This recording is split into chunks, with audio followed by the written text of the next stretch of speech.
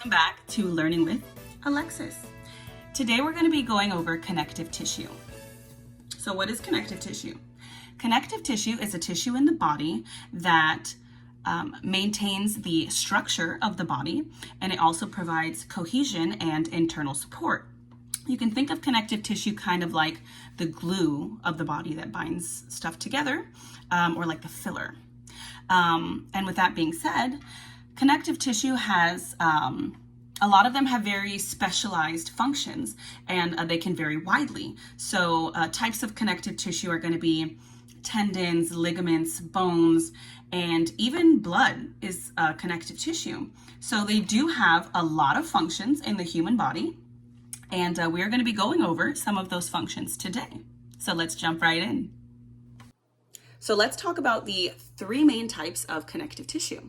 You're going to have your hyaline cartilage, you're going to have your fibrocartilage, and then your elastic cartilage. So let's take a look at some of these, shall we?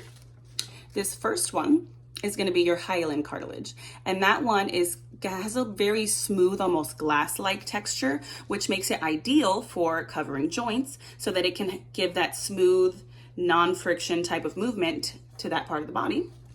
Then you're going to have your fibrocartilage, which is full of collagen and protein fibers. That makes it very strong. And then you're also going to have your elastic fibrocartilage, which is full of elastic, and that gives it the ability to be able to stretch and recoil. So all three of these types of connective tissue are very important, and they all each have their own functions. So the first function of connective tissue that we're going to go over today is support. Connective tissue supports the body by creating structure and strength in the body. For example, reticular connective tissue found around the liver and spleen creates the support for those organs. So they just kind of really make like the framework. And then another function of connective tissue is it connects to other tissues. So as one might guess, connective tissue connects. For example, tendons will connect muscle to bone. It's very important that there's something there that can glue those things together so that they can work. So that's also another very important function. Another function is protection.